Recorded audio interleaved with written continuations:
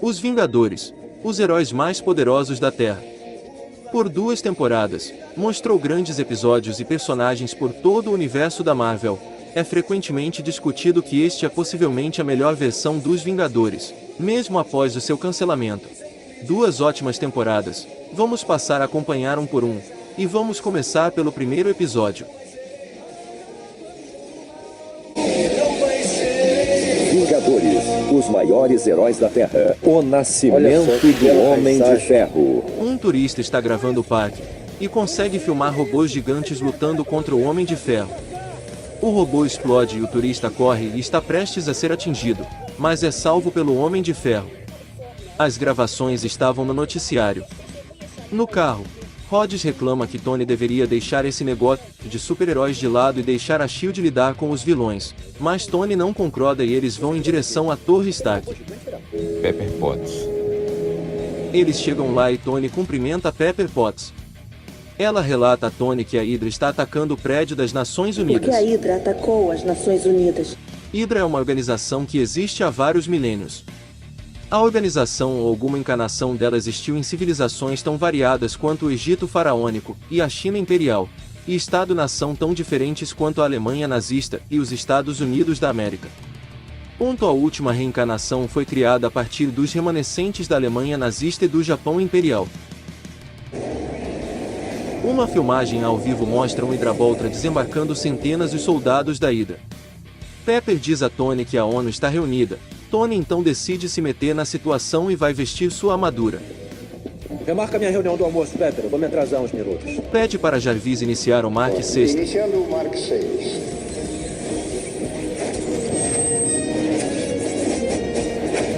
Vestido em sua armadura, ele voa em direção à ONU. As hordas da Hydra atacam as Nações Unidas. Homem de Ferro chega ao local e os avisa para parar, senão ele vai usar a F-Força. A resposta foi tiros. Eles atiram nele. Olha aí, os seus capangas da Hydra. Vocês estão tentando dominar o mundo há 60 anos, mas não vai rolar. Ele consegue aparentemente dominar a situação mesmo com seu nível baixo de energia em sua armadura. Atenção, projétil se aproximando. Quando o Hydraboltra manda bolas de metal que se transformam em robôs e atacam o Homem de Ferro. No aeroporto aviões da SHIELD, Fury quer atualização sobre a chegada. Maria relata a ele que o Homem de Ferro chegou ao local. O Homem de Ferro é apreendido pelos soldados da Hydra, com sua armadura com baixíssimo nível de energia.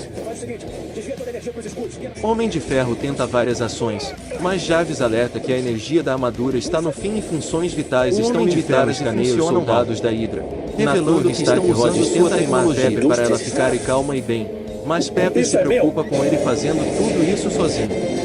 Enquanto isso, Homem de Ferro destrói vários robôs antes de ser emboscado por um Hydraboltra.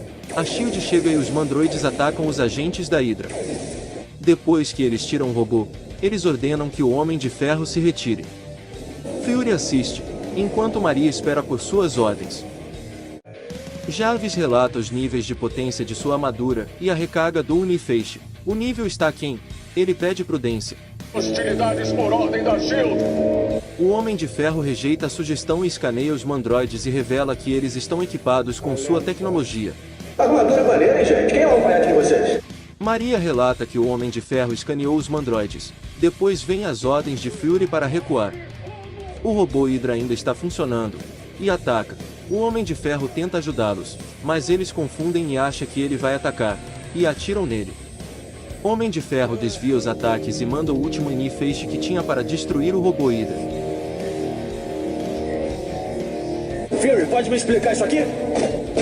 Homem de Ferro discute com Nick Fury sobre o uso de sua tecnologia pela Hydra. Ele diz a Fury que a Hydra hackeou a SHIELD. Tá mais pra distorceram. Distorceram o que eu fiz e deixaram que vazasse pra Hydra. E pegou um pouco de sua tecnologia por causa da SHIELD. Homem de Ferro sai e o Fury ordena a Maria descobrir quem hackeou seus sistemas e manda tampar o vazamento. Quando o Homem de Ferro sai, aparece a imagem do ceifador, vestido como um soldado Hydra. Ele retorna à Torre Stark. Ele conta a Rhodey e Pepper sobre a batalha. Olha, eu sei que vocês estão sempre do meu lado. Rhodey diz a ele que ele não precisa fazer isso. Ele não precisar tentar salvar o mundo sozinho, mas Tony o ignora. A gruta. Nick Fury escolta soldados da Hydra para a gruta. Maria Hill descreve os prisioneiros. Destaque incluem o Dínamo Escarlate, MODOK, O Barão Wolfgang von Strucker. O ceifador consegue escapar e derrota os agentes da SHIELD, para em seguida libertar Strokir.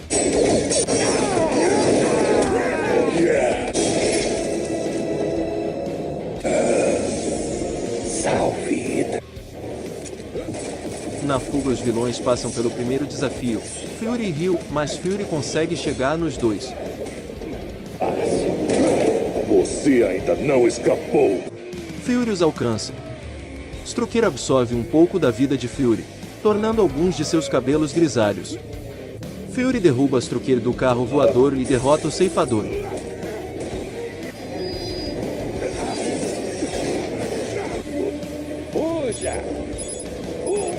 Os dois membros da Hydra são colocados na prisão.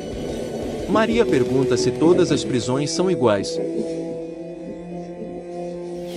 O poderoso Thor. A história começa no cais. A gangue da demolição está tentando roubar uma arma tecnológica das indústrias Stark. Um emissor de energia gama. O Stark pode ter parado de fazer armas, mas ele ainda faz muita coisa maneira. É confrontada por um esquadrão de policiais, a quem eles derrotam facilmente usando seus poderes. Quando Jane Foster chega para tratar os feridos, ela é cercada pela gangue da demolição, que começa a avançar sobre ela quando um deles é derrubado por um poderoso golpe. Thor aparece. Para trás, mortais! Thor, o trovejante, vai cuidar desses vilões!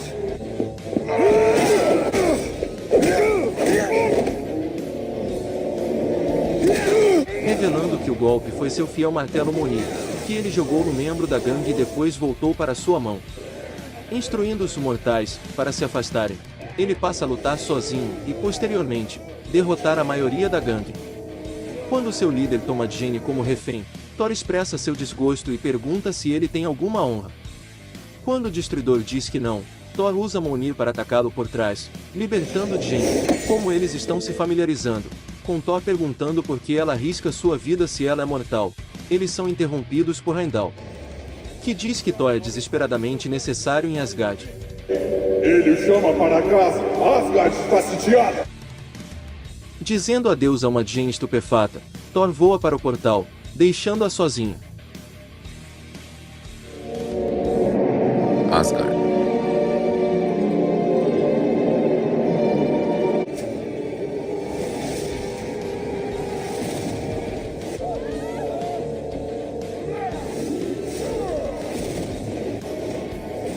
Os gigantes de gelo atacam o castelo usando grandes bolas de gelo.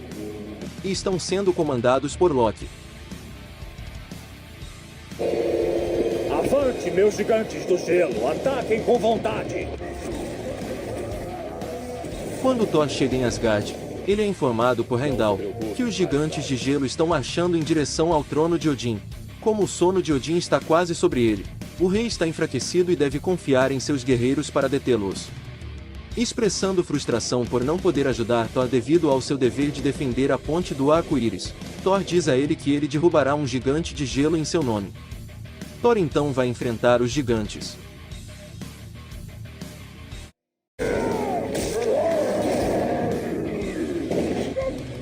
Ele chega ao local da luta quando um dos gigantes está prestes a matar Sif. Ele quebra o machado da criatura quando está prestes a esmagar a fêmea asgardiana. Trovejante! Agora nós te esmagamos também! Então confronta outro gigante que está armado com uma espada. Enquanto eles lutam, causando enormes danos à propriedade de Asgard no processo, Odin vê através de seus corvos que Thor chegou e dá um suspiro de alívio. Thor continua lutando contra os gigantes e está prestes a acabar com eles quando de repente é congelado por um inimigo invisível. Ele facilmente se liberta, mas é atacado pelos gigantes restantes. Assim que um está prestes a arrancar sua cabeça, Thor acorda e chama Mjolnir para ele, escapando por pouco dos dentes do gigante. Você e Odin merecem o que vai ver. Enquanto ele avalia sua vitória parcial, Thor é subitamente atacado por trás por seu meio-irmão malvado, Loki, o deus do mal. Thor, vendo quem o atacou, implora a Loki que retorne à pessoa que Thor conheceu, mas o deus do mal simplesmente ri dele, dizendo que ele teve a chance de escolher um lado e ataca com sua lança mágica. Usando o Mjolnir, Thor luta contra seu irmão e ganha vantagem. A luta é inglória. Ele está prestes a acabar com Loki com uma enorme explosão de energia, quando Loki simplesmente desaparece. Saída estratégica, proclamando assim que Loki não pode vencê-lo, mas vem o ataque traiçoeiro, e Thor é novamente atacado por trás por Loki, que tenta o seu melhor para parar Thor, que simplesmente desvia os ataques de seu irmão e captura Loki, trazendo-o antes de Odin. Desta vez você foi longe demais, Loki. Odin está com o coração partido e enfurecido ao mesmo tempo, pelas contínuas tentativas de Loki de derrubá-lo, seu próprio pai. Mas Loki grita que Odin não é seu pai. Ele fala que Odin é um mentiroso e rei dos tolos. Diante desta postura ele não deixa alternativa para seu pai, que o bane para a Ilha do Silêncio.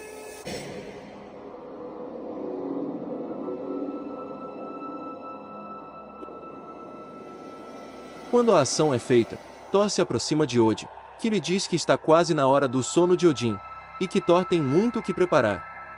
Thor, no entanto, diz que Balder e Sif estarão lá para defendê-lo. Sua missão foi cumprida, ele precisa voltar para atender Midgard. Indignado, Odin não gosta e diz a Thor que Asgard é sua responsabilidade. Atreve-se a me desafiar! Caso Asgard seja ameaçada, eu estarei aqui. Mas Thor rejeita isso, afirmando que ele não fará mais parte do jogo dele.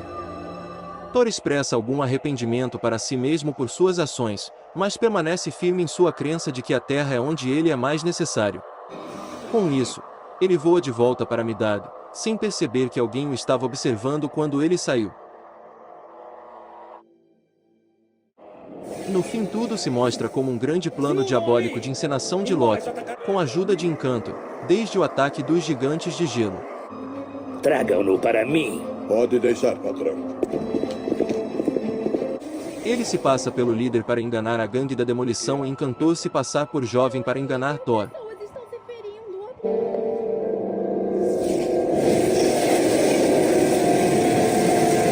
A arrogância dele está aumentando. E por fim se passar por Balder para envenenar Odin contra Thor. Midgard, porque uma mortal chamou sua atenção. Uma mortal chamada Jane Foster. Tudo arquitetado, e ele se vangloria que ainda tem mais. Mas é claro que não. Afinal, o plano é meu.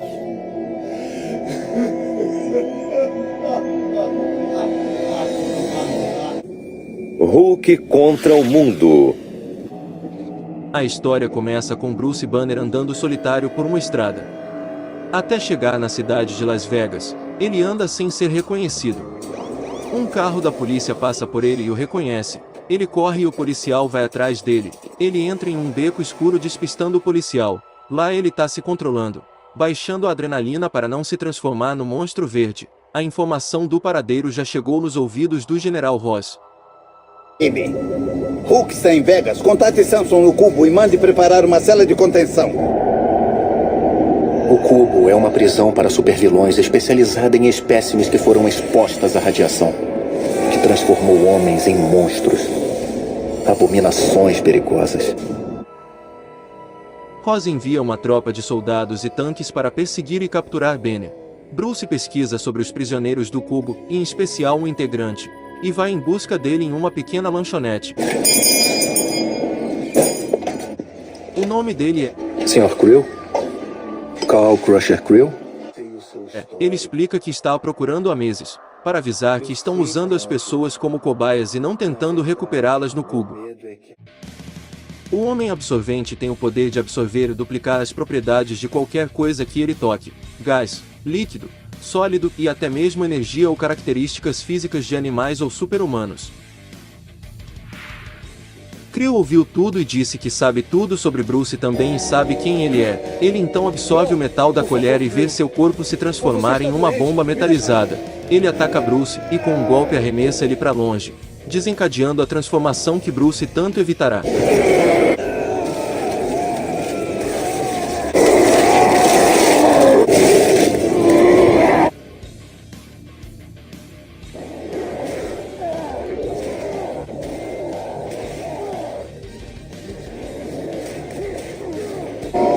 Agora a disputa é de igual para igual, Hulk contra o Homem Absorvente, e batalha dura que acaba com vitória do Hulk, que na sequência é atacado pelo exército comandado pelo General Ross. Depois de derrotar Trio, Hulk se volta os olhos para os helicópteros do exército, que começa a fuzilá-lo. Ele consegue saltar em cima de um helicóptero e arrancar uma lança-míssel, que usa contra os próprios inimigos. O que impressiona no Hulk, além da sua tão conhecida fossa, é sua precisão em acertar os alvos. Veja como ele não erra o alvo mesmo em movimento. Esse é um canal de segurança. Quem está falando? O exército do General Ross não foi capaz de segurar o Hulk. E mandaram 2 agentes para lá de especiais, 2 agentes aparentemente a serviço da SHIELD. Gavião Arqueiro e a Viúva Negra. No universo Ultimate, Viúva Negra e Gavião Arqueiro namoraram por um tempo. Na verdade, a coisa ficou séria a ponto de se noivarem. No entanto, foi apenas uma perfeita ilusão. Natasha terminou o relacionamento para voltar para sua vida de vigilante. Nos quadrinhos, o caso entre os dois raramente tem muita relevância ou mesmo chega a durar tanto tempo. Eles tendem a acontecer mais para agradar aos fãs.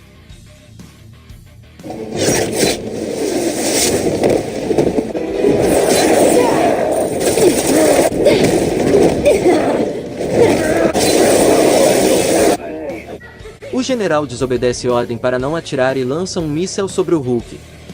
Hulk vai de encontro ao míssel. Com a explosão, ele é jogado contra uma parada de pedra que desmorona em cima da aeronave da SHIELD, que avariada começa a perder altura e vai colidir com o chão. Mas o que ninguém esperava acontece. Hulk salva a aeronave que veio para capturá-lo.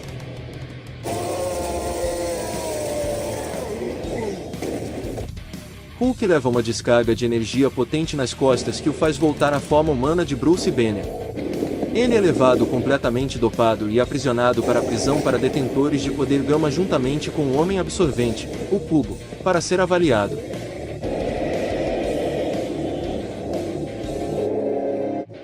Enquanto o Gavião Arqueiro percorre os corredores das celas do Cubo, numa dessas celas, o Dr. Samson está tirando amostras de sangue de Bruce. Bruce tenta conversar Samson que eles não querem curá-lo. Samson guarda as amostras de sangue de Hulk, e entra o Gavião Arqueiro para falar com Bruce. Ele repete o mesmo discurso, e tenta convencer o Gavião sobre seu ponto de vista. Ele sai confuso da conversa. Na saída ele vê a Viúva Negra entrada na sala das amostras de sangue. Natasha. E pega a amostra do Hulk. Gavião a segue, e descobre que ela é uma traidora. E está a serviço da Hydra. Gavião chega no momento que ela estava entregando a amostra de sangue para os soldados da Hydra. O Gavião Arqueiro é um agente duplo da Hydra. Peguem-no! Com uma flecha ele rouba a amostra e depois ele enfrenta os soldados, mas é atingido covardemente por trás, a Viúva Negra, saudando a Hydra. Eu acabo de pegar um agente duplo traidor. Salve a Hydra. Capitão América em ação. Kang, o Conquistador, revisita uma época em que o Capitão América e Bucky derrubaram um portal da Hydra para Asgard, pois Kang acredita que o Capitão América é responsável por destruir a linha do tempo dele. Kang começa a rever a história do Capitão América, recapitulando como a Segunda Guerra Mundial foi travada, com as forças nazistas da Hydra conquistando a Europa. Titula a Operação Renascimento. Alguns lugares na Europa, os comandos uivantes estão fazendo uma aterragem ambiciosa, a caminho do castelo onde o Caveira Vermelha tem uma base secreta. Os uivadores lutam contra os soldados da Hydra em um cemitério ao estilo Steranko, e são acompanhados pelo Capitão América. Eles lutam contra os reforços da Hydra até a frente do portão da onde Bucky aparece, e é revelado que já se infiltrou na parte superior do castelo. As lãs estão na parte inferior, e muito bem guardadas. Quando aparece o que parece ser um enorme troll ciclópico que está guardando a entrada do castelo. Uma das experiências do Zolo. Mas seja o que for, está zangado. E o monstro enfrenta o Capitão América e Bucky, mas acaba derrotado caindo em um penhasco. Dentro do castelo eles descobrem experiências que o Caveira Vermelha está fazendo, seres presos em cápsulas prontos para serem usados. Pois você chegou bem a tempo de presenciar a história. Eles são capturados pelos soldados da Hydra e trazidos para o Caveira Vermelha. Caveira diz que não trabalha mais para Zemo. Diz que são planos agora são mais ambiciosos, ultrapassando mundos. Ele revela então todos os seres aprisionados fazem parte de um plano, monstros asgardianos, do folclore nórdicos que serão usados em campo de batalha. Os nórdicos a chamavam de Bifrost, a ponte do arco-íris. Imagine um exército de criaturas mitológicas lançado no campo de batalha. Para isso ele abrirá um portão entre mundos, o chamado Bifrost, que possibilitará que criaturas passem por um portal mundo a mundo, e controlados por um colar. Servirão ao propósito do Caveira Vermelha. Aumente a força! Traga-o para cá! Enquanto o Bifrost é colocado em prática, Capitão América dá o sinal a Bucky para atacar.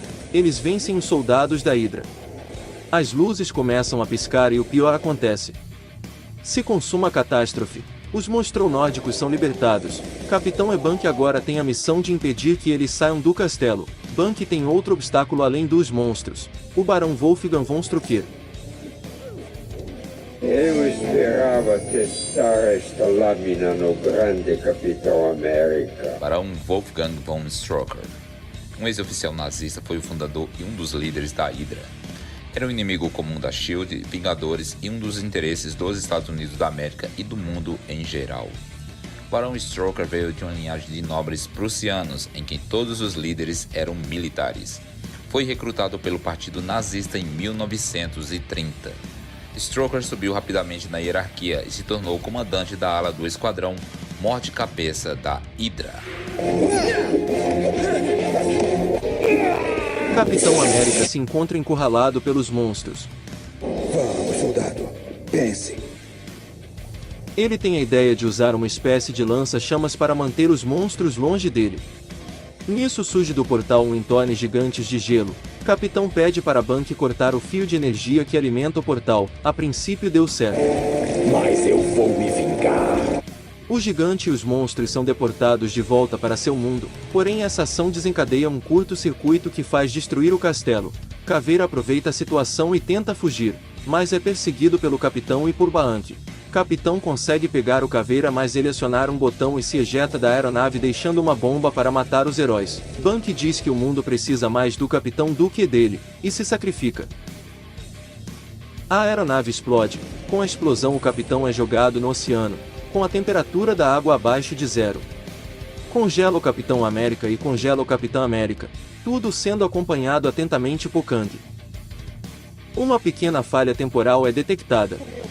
Kang então pede para rever todos os acontecimentos para tentar achar onde ocorreu a falha. Avance para 725. Kang então encontra o problema. Foi exatamente na explosão e na queda do Capitão no mar. A aparente sobrevivência do Capitão gerou uma alteração na linha temporal, fato que afetou diretamente a amada de Kang, Ravonna, para restaurar a linha temporal e salvar sua amada. Por sua causa. Como você pode ser o responsável? Kang precisa matar o Capitão América. Única maneira de resolver tudo.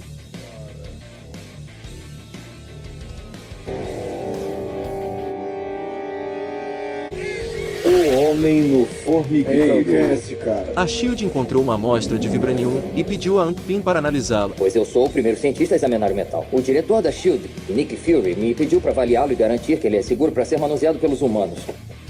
Porém não foi só a SHIELD que está interessada nesta descoberta.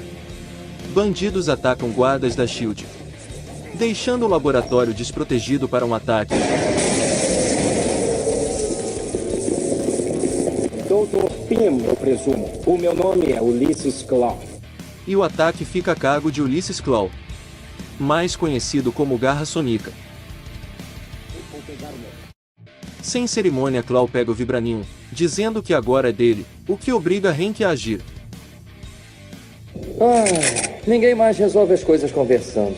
Bom, então vamos partir para a grosseria. Ele usa suas partículas Pym para reduzir o tamanho e pegar cada bandido.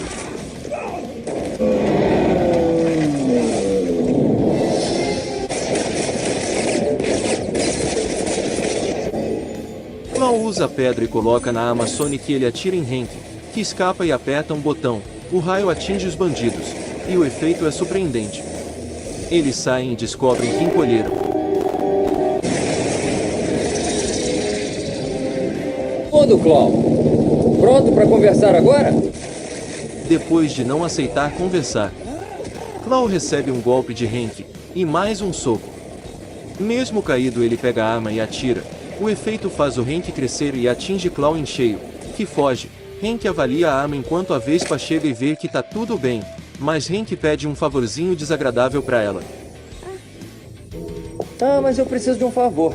Tem os mercenários lá na praia, eu encolhi eles. Dá pra você evitar que as formigas os comam? Valeu. Vão comê-los? Eca!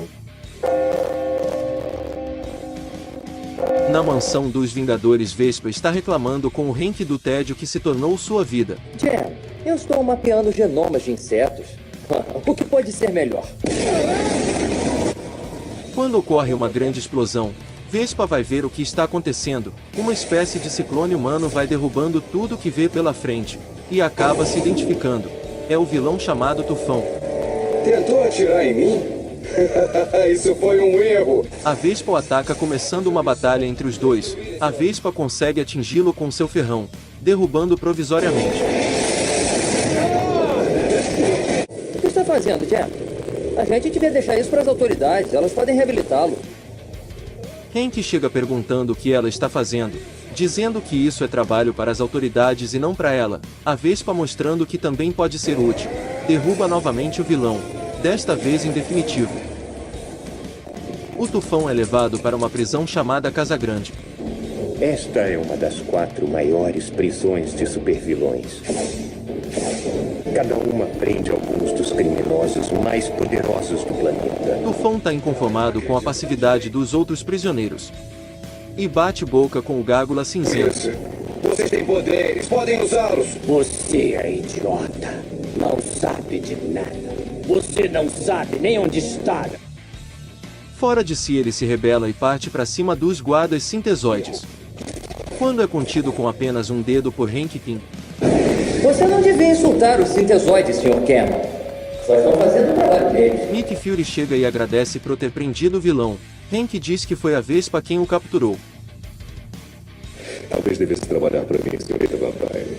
A Vespa. Hank diz que está preocupado e quer um relatório da Casa Grande. Ele diz que criou a prisão não para guardar e acumular criminosos, e sim para reabilitar e ajudar pessoas com a genética alterada. Fury diz que está tudo sob controle, e pergunta a Hank se ele pode criar soldados com poderes como o da Vespa para a SHIELD. Indignado, Hank diz que suas criações são para fins pacifistas e não para a guerra, e que a SHIELD já tem Tony Stark para produzir suas armas. Um guarda avisa que estão tendo dificuldades para conter o Tufão. Fury manda dobrar o poder do colar inibidor. Na cela, Tufão está descontrolado.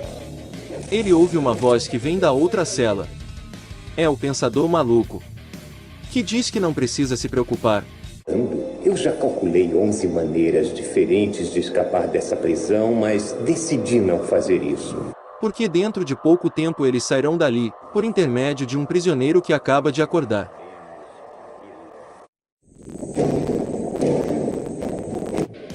Venha, Pantera Negra, e enfrente o Homem Gorila! Enquanto isso, na nação africana de Wakanda, M'Baku lança o desafio para T'Chaka, o rei de Wakanda e pai de T'Challa. Chega!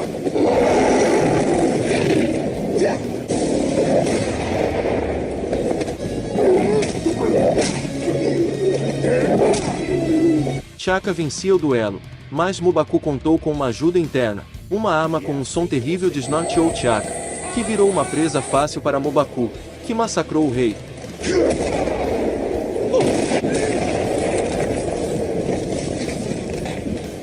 Essa é a lei. Seu pai a respeita e você também deve respeitar. E se tornou o novo rei de Wakanda. T'Challa saía da tribo correndo em direção ao templo onde pega o manto do Pantera Negra. M'Baku assume o trono depois de matar o rei T'Chaka com a ajuda de Claw. Ele vai voltar? Isso não importa. O Pantera foi derrotado e os reis de Wakanda não pedem ajuda. Em troca de sua ajuda, Claw recebe acesso ao abundante depósito de Vibranium de Wakanda. No entanto, o filho de T'Chaka, T'Challa assume o manto de seu pai e se torna um novo Pantera Negra. O trono de Wakanda foi reivindicado por M'Baku, o Homem-Gorila. Um duelo com até então detentor do título, o Rei T'Chaka, foi proposto. O duelo começa com a larga vantagem do rei, que usando toda a sua força e agilidade, derrota até com uma certa facilidade M'Baku e mantém a coroa. Porém, algo estranho vem acontecendo. Uma onda sônica lançada sobre o rei T'Chaka, que desnorteado vira alvo fácil para os ataques de M'Baku, que massacra o rei e derrota-o tomando a coroa, para espanto dos fiéis e do jovem T'Challa, filho do rei, que assustado foge e assume o manto de Pantera Negra que era do seu pai. Mais tarde, M'Baku mostra seu aliado que o ajudou ilicitamente a ganhar o trono. Chama-se Ulysses Klaue, ou Garra Sônica. T'Challa é obrigado a abandonar seu país e pedir ajuda aos Vingadores. É o que nós vamos ver agora. O ataque do Pantera. E o encontro não começou muito amistoso não, com o Pantera enfrentando todos os Vingadores. E agora? Será que dá pra gente conversar? Esse som é Vibranium.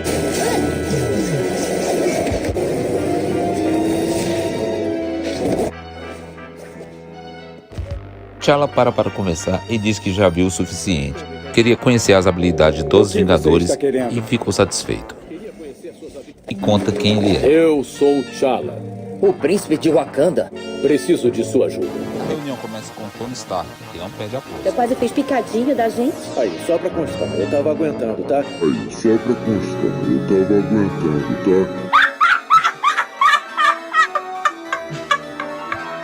Seu país foi tomado por um vilão assim.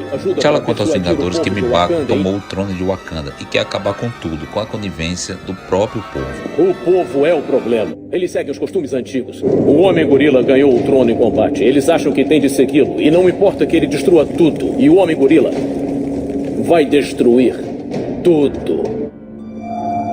Vibranium. Hank explica que M'Baku está usando Vibranium e o Wakanda está sobre um monte Vibranium, o que torna-se uma bomba natural.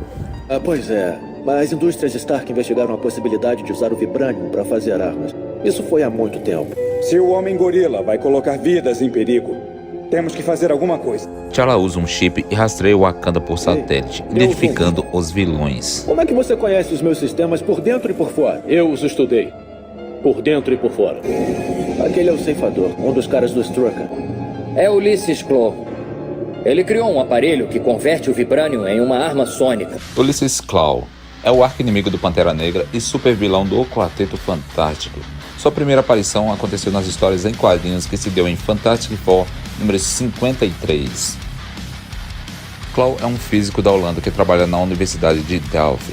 Projeta uma máquina capaz de converter ondas sonoras em massa física, som solidificado. Porém, um dos materiais necessários está numa pequena nação da África, chamada Wakanda. Precisando desesperadamente de uma amostra, ele organiza um grupo de mercenários para ajudá-lo a roubar o metal africano. E é essa história que nós estamos acompanhando agora.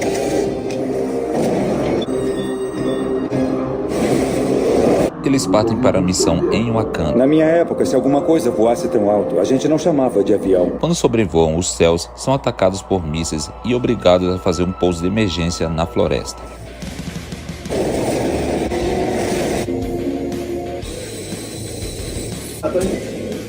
A gente vai ter que ter uma conversa, viu, gato preto? Dá pra dar um tempo? Há uma pequena discordância entre T'Challa e Tony. Um quer proteger o Monte Vibranium e o outro quer ir atrás do Homem-Gorila. T'Challa segue sozinho e o Tony manda o capitão ir atrás dele. Tudo bem. Capitão, vai atrás dele. Mas você precisa... Entendido. Ele é um soldado, segue ordens, mesmo as ruins. O resto fica para trás, mas são capturados pelos soldados wakandianos. Tony, Hank e Janet derrotam os guardas de Wakanda e analisam a tecnologia wakandiana e diz que não podem, em hipótese nenhuma, cair nas mãos da Hydra. Enquanto isso, no Monte Vibrânio, os vilões fazem demonstração do poder do metal. O Barão Strucker e a Hydra agradecem por sua abertura, Sua Alteza. Mibako diz que quer restaurar a tribo sem a tecnologia, e a Hydra pode ficar com o Monte Vibrânio, desde que pague.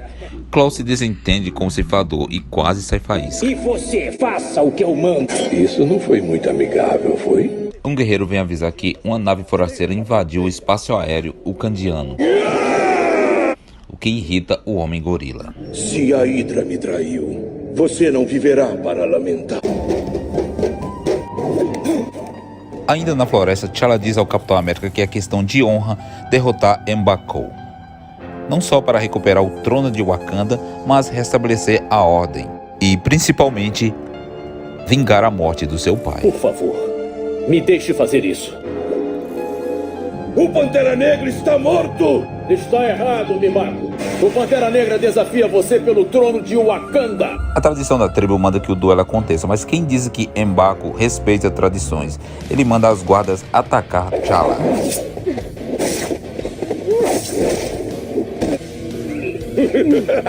Senhoritas, não façam isso. Capitão América chega bem na hora e salva T'Challa, que agora tem um desafio particular contra M'Baku.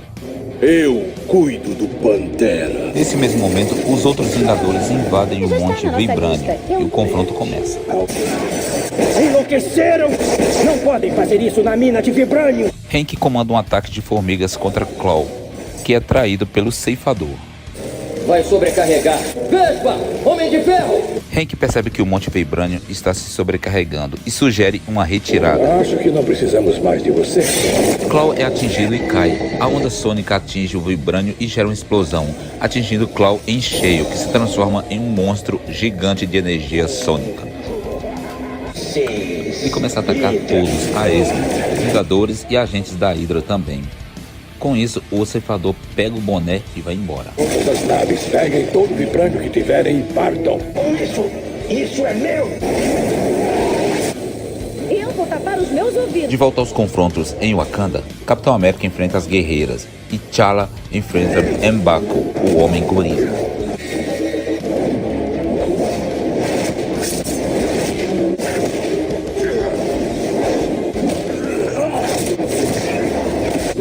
Que você teve com meu pai. Em desvantagem, M'Baku usa Vibrânio para atordoar T'Challa, mas a fúria dele é tamanha que ele supera o som e arrebenta com M'Baku, vencendo o combate.